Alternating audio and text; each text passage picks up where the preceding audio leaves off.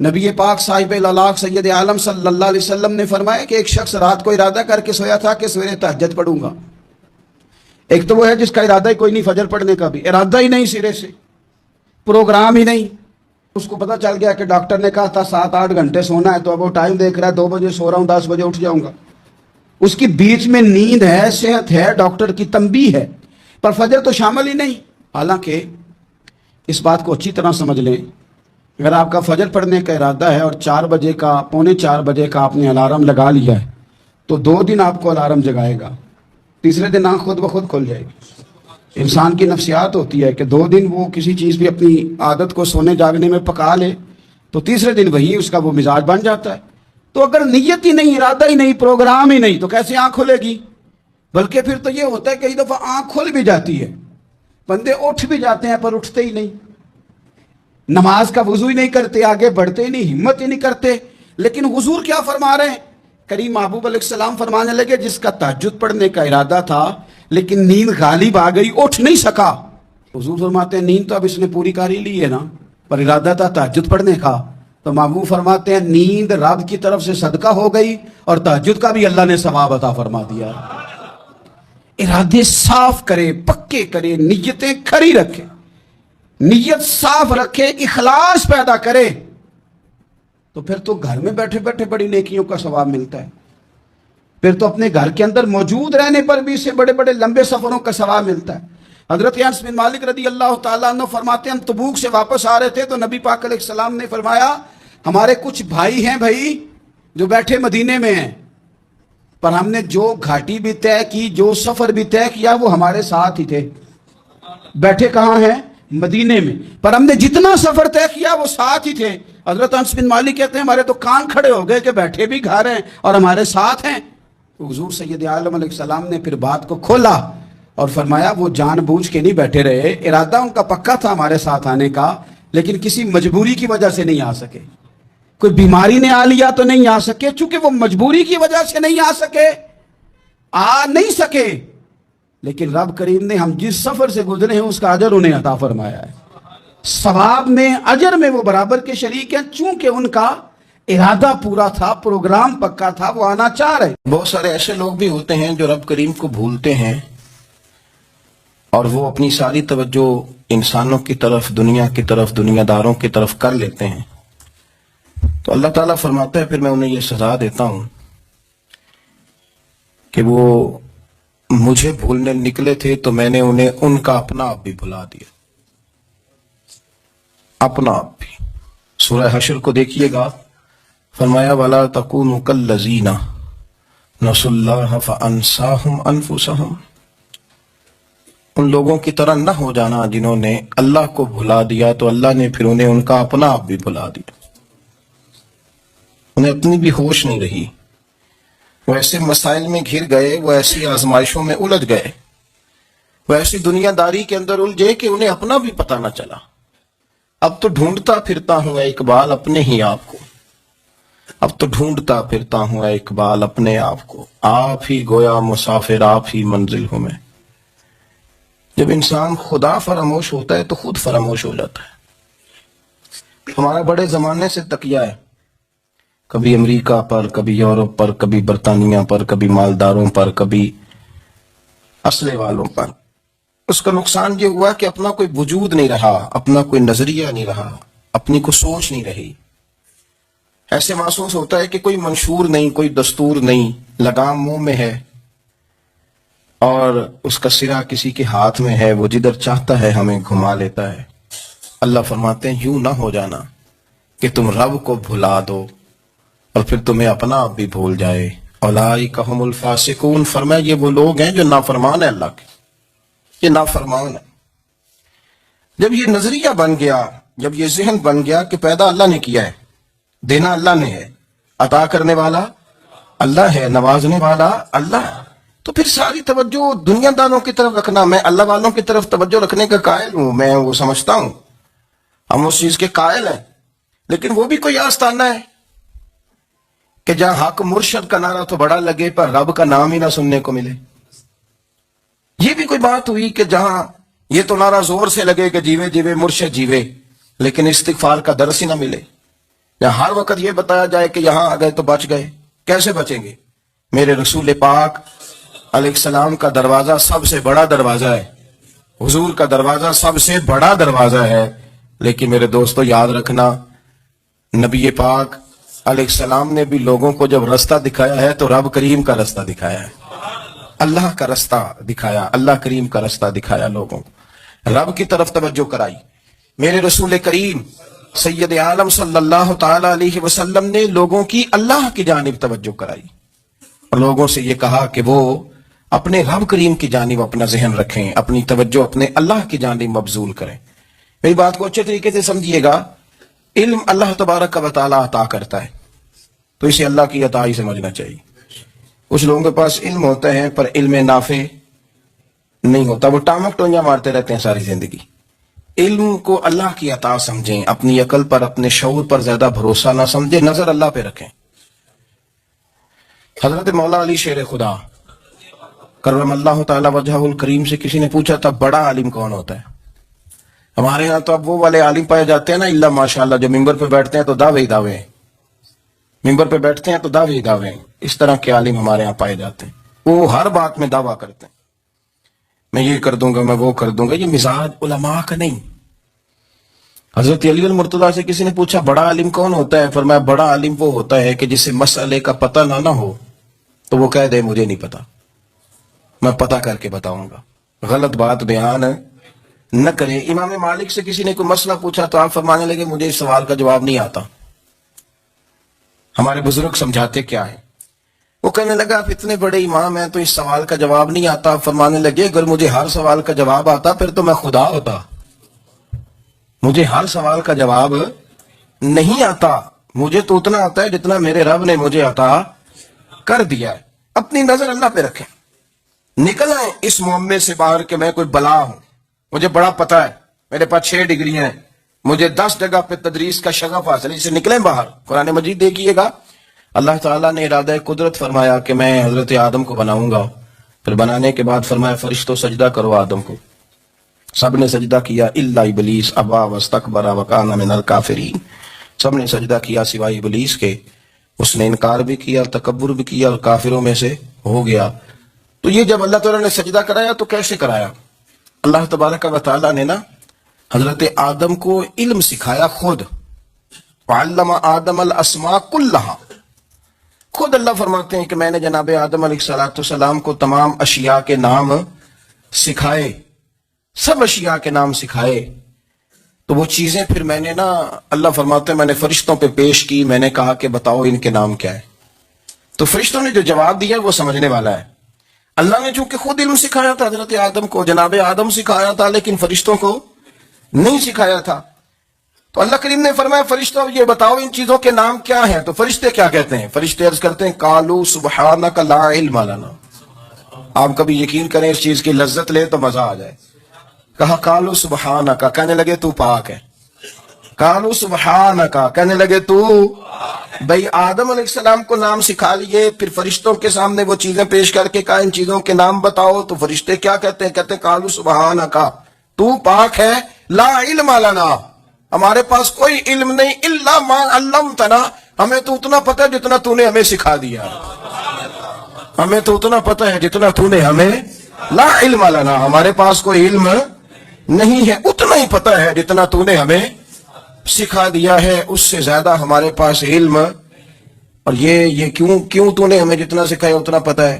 فرشتے یہ نہیں کہتے یا اللہ تو زیادہ سکھا، آدم کو دیا تو ہمیں بھی دے، یہ نہیں فرمایا، فرمایا انکا انت العلیم الحکیم، اے اللہ تو علم والا بھی ہے اور حکمت والا بھی ہے، تجھے پتہ ہے کس کو کتنا دینا ہے، جتنا تو نے مناسب سمجھا جناب آدم کو دیا، اور جتنا تو نے بہتر سمجھا وہ تو نے ہمیں عطا فرمایا۔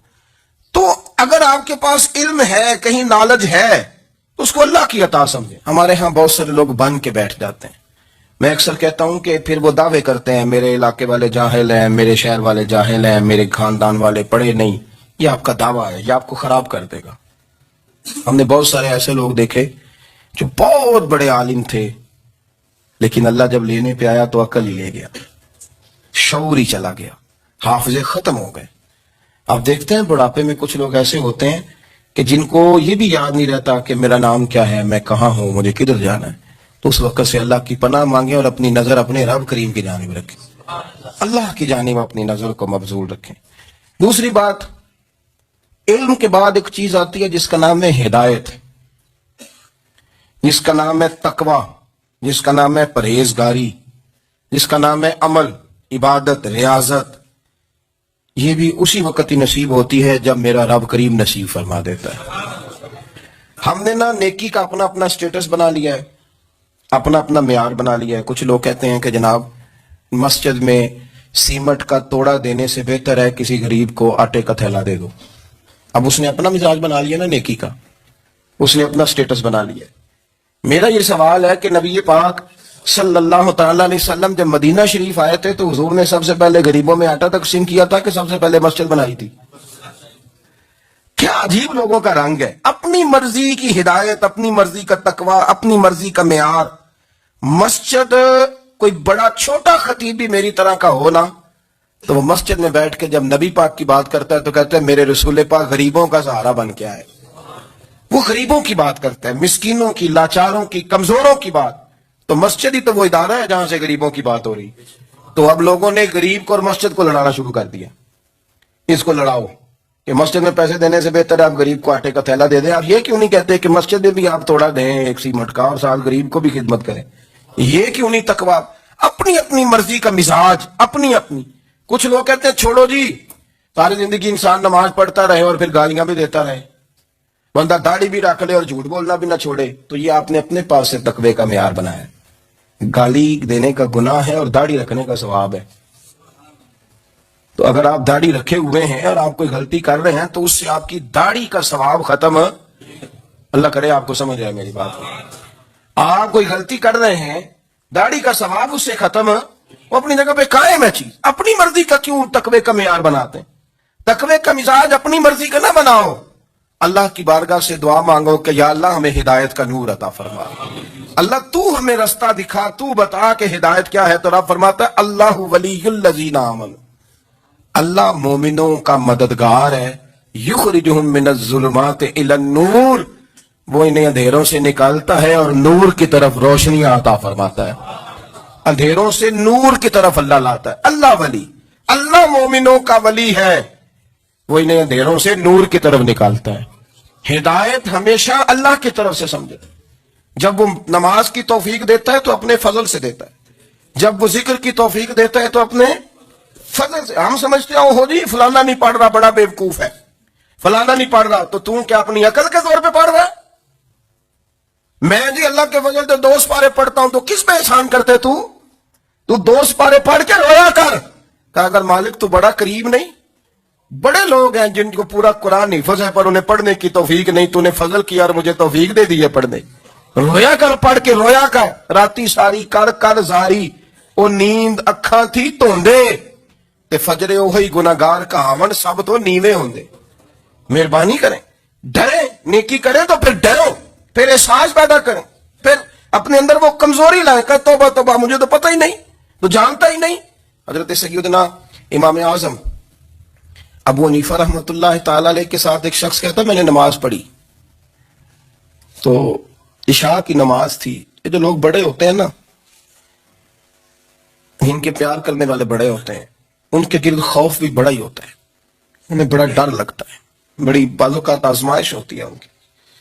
عشاء کی نماز کہتے پڑھی تو امام صاحب نے نا عشاء کی نماز میں تلاوت کی آیتیں فَمَن يَعْمَلْ مِثْقَالَ ذَرَّةٍ خَيْرًا يَرَهُ وَمَن يَعْمَلْ مِثْقَالَ ذَرَّةٍ شَرًّا يَرَهُ، فرمایا جو ذرہ برابر خیر کرے گا وہ بھی قیامت میں دیکھے گا، اور جو ذرہ برابر شر کرے گا وہ بھی قیامت میں اس شر کو دیکھے گا، اس کے سامنے آئے گا۔ تو وہ شخص کہتا ہے کہ سارے لوگ نماز پڑھ کے چلے گئے تو امام صاحب رحمت اللہ علیہ نے اپنی داڑھی پکڑی، رو رہے ہیں، کہتے ہیں اور ذرہ برابر نیکی کا بدلہ دینے والے، اور ذرہ برابر شر پہ سزا دینے والے میری سفید داڑھی کو دیکھ، مالک میرے ذرے ذرے سامنے نہ لانا، لوگ تو میری بڑی قدر کرتے ہیں دنیا، میں تو بڑا پہچانا جاتا ہوں، لوگ تو میری راہوں میں پھول لیے کھڑے ہوتے ہیں، مجھے بڑا نوازتے ہیں، قیامت میں رسوا نہ کر دینا، میرے لیے مشکل ہو جائے گی۔ وہ کہتے ہیں میں نے امام صاحب کا درد دیکھا، مجھے کوئی کام تھا تو میں چلا گیا، میں نے کہا کہ وہ اس وقت اللہ کے حضور حاضر ہیں تو میں دوبارہ آؤں گا. کہتے میں تہجد کے وقت آیا تو امام صاحب وہیں بیٹھے تھے اور ان کی داڑھی آنسوؤں سے بھری ہوئی تھی اور زور سے داڑھی پکڑی ہوئی. کہنے لگے مالک رسوا نہ کر دے, قیامت میں رسوا نہ کر دے. یار جو ہدایت یافتہ لوگ تھے وہ تو ڈرے ہوئے تھے, وہ تو سہمے ہوئے تھے. وہ تو کہتے تھے یہ اس کا فضل نہیں, اس نے بلا لیا, یہ اس کا کرم نہیں. حضرت باعزید بستامی کسی کافر کو دیکھتے تو رو پڑتے, کہتے مالک تو کتنا قریب ہے, یہ بے ایمان رہ گیا, تو نے اپنے فضل سے مجھے اپنے نبی کا غلام بنا لیا. وہ رو پڑ. یہاں تو لوگوں کا دعویٰ ہی بڑا ہے.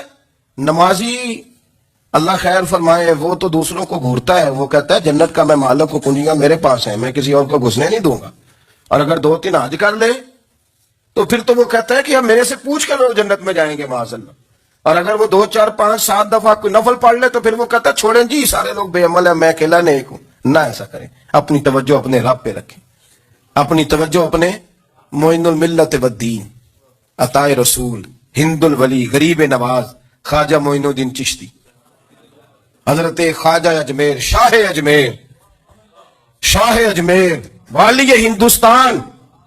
آخری عمر میں نا سارا دن روتے گزر جاتا, ساری رات روتے گزر جاتے, ذرا سی کوئی بات کرتا تو رو پڑتے, آنکھیں آنسوؤں سے بھری رہتی. اور کئی دفعہ آپ نے بھی پریشان ہو جاتے ہیں نا کہ یار تو ایک بات کی جان ہی نہیں چھوڑ رہا. تو خواجہ قطب الدین صاحب بختیار کاکی سے لوگوں نے کہا کہ آپ مرشد سے بات کریں, اتنا بھی تو نہیں نہ رونا چاہیے. ہر وقت اس کے آنسو کی کریے, عاشق دا کام ہی رونا تونا, تبھی نہ روئے نہیں منظوری. یہ عاشق سدا ہی روندا رہتا ہے, پاویں وصل ہوئے تے پاویں دوری. ہر وقت رونے کا کیا مطلب ہے؟ تو خواجہ قطب صاحب کہتے ہیں میں قریب گیا تو میں نے پیر دبائے, میں نے کہا سونیا لوگ تو کچھ بھی نہیں کرتے, تو نے تو کمال کر دیا. 90 لاکھ آدمی مسلمان کر دیا, دنیا کچھ نہیں کرتی. تو نے 50 سال ساری رات مسلح پہ بیٹھ کے رب راضی کیا. تو شہزادہ تھا, حضور کی اولاد تھا, لیکن معین الدین تیرا ایک پلاٹ بھی نہیں. تو نے طالب علم پالے, انہیں غریبوں کو دیا, انہیں نوازا, کوئی شے نہیں تیرے پاس, ہر چیز تو نے. ساری رات روتے ہو, سارا دن روتے ہو. تو خواجہ قطب الدین صاحب کہتے ہیں میں نے جب عرض کیا تو خواجہ صاحب مجھے گلے لگا لیا, چیخ مار کے روئے. کہنے لگے قطب الدین پتر داڑھی سفید ہو گئی, جانے کا وقت آ گیا. جو تو نے نیکیاں گنوائی ہیں وہ ہیں صحیح میرے پاس, پر یار کی بارگاہ میں پیش کرنے کے قابل ایک بھی نہیں. تو بارگاہ تو دیکھ کتنی بڑی ہے, رسول کریم کی بارگاہ میں پیش کرنے کے قابل ان میں سے ایک بھی نہیں. تو آستانہ دیکھ کتنا بڑا ہے, کیا پیش کروں گا, کیا عرض کروں گا حضور کی بارگاہ میں, کس طرح. وہ یار جو بڑے تھے وہ تو ڈرے ہوئے تھے, سہمے ہوئے تھے, وہ تو بڑی آزمائش میں تھے. لیکن میرا اور آپ کا رٹا 2 نمازیں پڑھ کے 6 نمازوں کا دعویٰ کرنا اور لمبی چوڑی کہانیاں بنانا اور اپنے منہ سے اپنی تعریفیں کرنا, اس سے تھوڑا باہر آئیں. رزق بھی میرا اللہ ہی دیتا ہے, علم بھی اللہ دیتا ہے, رزق بھی. بڑے بڑے فقیروں کو مالدار ہوتے دیکھا, بڑے بڑے مالداروں کو فقیر ہوتے دیکھا. بڑے میرے ایک بڑا سخی قسم کا سجن ہے, بڑا پیارا ہے, میں اسے سخی مانتا ہوں. میں نے اپنی پریشانیوں کے دنوں میں بھی اس شخص کو سخی دیکھا. ایک دن رات کو مجھے ٹیلی فون کر کے کہنے لگا کدھر ہو؟ میں نے کہا میں گھر ہوں. نہیں اکثر سفر میں ہوتے ہو نا. میں نے کہا طبیعت کیسی ہے؟ ٹھیک ہے, بس حال چال پوچھنا تھا. میں نے سمجھائی, میں نے کہا یار یہ کوئی مسئلہ ہے, ورنہ رات کے 2 بجے کوئی حال پوچھنے کو فون تو نہیں نہ کرتا, کوئی مطلب ایسا تو مسئلہ نہیں نا. تو میں نے بیک کال کی, میں نے کہا یار میری بات سن, مسئلہ کیا؟ کہ نہیں کچھ نہیں دل کر رہا تھا. میں نے کہا میری گال سن, رہے ہیں اسی 4-5 سال کٹھے, میں تین جاننا, اصل بات کر. کہنے لگا مکان بھی بڑا ہے, سارا کچھ ٹھیک ہے, پر وہ بڑا ہی بے نیاز ہے. کچھ حالات اس قسم کے آ گئے ہیں کہ لوگوں کو بتاؤں بھی تو لوگ ماننے کو تیار نہیں. زیادہ نہیں, مجھے نہ تھوڑے سے پیسوں کی ضرورت ہے, کوئی 15-20 ہزار اگر مل جائیں میری ضرورت. آپ یقین کریں میں روتا رہا ساری رات. میں نے کہا مہربانہ تیرا کس طرح کریں گے, اس سے لے کے زمانہ استعمال کرتا تھا, پر بے پرواہی ویخ نہ سجڑ دی, جتھے کسے دی پیش نہ جاوے, انہیں تاجہ والے در رولے تے منگتے ہیں تخت بٹھاوے. سجنا کسے نو کارا مل دئی, کوئی کعبے خالی آوے. واللہ خیر الرازقین, کہتے تو دائیں بائیں نہ جا, رزق تو تجھے میں دوں گا, میں ہوں بہتر رزق دینے والا. بڑے بڑے بادشاہ, بڑے بڑے شہنشاہ, بڑے بڑے لوگ, ہاتھوں میں کاسے, फकीरियां उम्मे रबिया क्या करती थी, बड़ी नेक और साले खातून थी। वो कहती हैं कि मैं ना बड़े अमीर आदमी की बीवी थी, अपने शौहर के साथ छत पे बैठी थी तो नीचे फकीर मांगने वाला आया। उसने बड़े दर्द से सदा की तो मैंने अपने शौहर से कहा कुछ देने का, दफा कर, इन लोगों ने धंधा बनाया हुआ है। कहती मैं मेके से भी बड़ा माल लेके आई थी, मेरे माँ बाप बड़े अमीर थे, तो मैंने ना चोरी अपने खामद से नजर बचा के बाथरूम जाने के बहाने गई और नीचे जाके 5 दिनार मैंने उस फकीर की हथेली पे रखे। कहते उसने 5 दिनार देखे, फिर मेरी तरफ देखा तो मैंने उसकी आंखों में आंसू चमकते देखे। कहने लगे बीबी रब तेरा भला करे, मैं 3 दिनों का भूखा हूं। ये वो चला गया। मैं घर आ गई, मैं बाहर आई तो मेरा शौहर कहने लगा तू इतनी अब इतनी तू तेज हो गई है और तू इतनी खुद मुख्तार हो गई है, मेरे बगैर पूछे माल खर्च करेगी, जा तुझे 3 तलाकें। कहती मैं बालदार और वजादार बाप की बेटी थी, तलाक लेके घर आई तो मेरा बाप टूट गया, चारपाई पे चला गया। ओहो ये क्या बन गया। कहती बड़ी तकलीफ रही। 1-2 साल के बाद मेरे अब्बा ने मेरी शादी कर दी। अब जिस शौहर के पास गई वो बड़ा नेक था, परहेजगार था, अल्लाह ने बेहतरीन सिला दिया। कितनी छत पे बैठी थी, दरवाजे पे फकीर आया, मैंने शौहर से कहा कुछ दे दूं। कहने लगा 5 ना देना, 15 देना, 20 देना, मैं फकीर हूं, मैंने फकर से दौलत देखी है, इसे खाली ना लौटाना। कहती है कि मैं नीचे गई और जब मैंने उसकी तरफ दिनार बढ़ाए तो मेरी चीख निकली, पैसे फेंक के मैं बेहोश होकर गिरी। मेरा शौहर ने आके उठाया, अंदर ले गया, पानी मुंह पे छिड़का। कहने लगा तुझे क्या हुआ। कहने लगी ये जो मांगने आया ये मेरा पहला शौहर था, वही था जो कहता था कि तू 5 दिनार दे आइए, जा तुझे 3 तलाकें। पढ़ो ना हदीस पाक, मेरे नबी पाक अलैहिस्सलाम ने फरमाया एक बंदा गंजा था। गंजा कोई तरतीब आगे पीछे हो जाए तो मफहूम के लिहाज से, लेकिन मैं मफहूम उसका वाज़े करता हूं। एक गंजा था, कोई शय नहीं थी, सर पे बाल भी नहीं थे, रोया करता था। अल्लाह ताला ने फरिश्ते को भेजा, तुझे क्या चाहिए। तो कहने लगा बाल आ जाए और थोड़ा माल आ जाए। फरिश्ते ने हाथ फेरा तो बाल भी आ गए तो बकरियां भी आ गई, लाइनें लग गई, माल ही माल हो गए। दूसरे के पास गया, वो कोड़ा था, उसको जाके कहा क्या चाहिए। कहने लगा शिफा हो जाए और कुछ अल्लाह ताला आसानी कर दे। शिफा भी हो गई, गायें भी दे दी, भैंसें भी दे दी, माल ही माल हो। फिर एक के पास गया, वो अंधा था, तुझे क्या चाहिए। उसने कहा आंखें मिलने और कुछ साथ अल्लाह माल दे दे। ऊंट ही ऊंट हो गए। जब बड़ा नवाज दिया तो फिर मालिक ने इम्तिहान लेने का इरादा किया। यारी तेरी सोना है पर आजमाइशां भी तेरियां अग, आजमाइशां तेरियां, सही कह रहा हूं, आजमाइशां तेरियां, यारी तेरी सोना है पर आजमाइशां तेरियां। ये सोना परखिया जामदा ही पहलो ना लगा दे लग।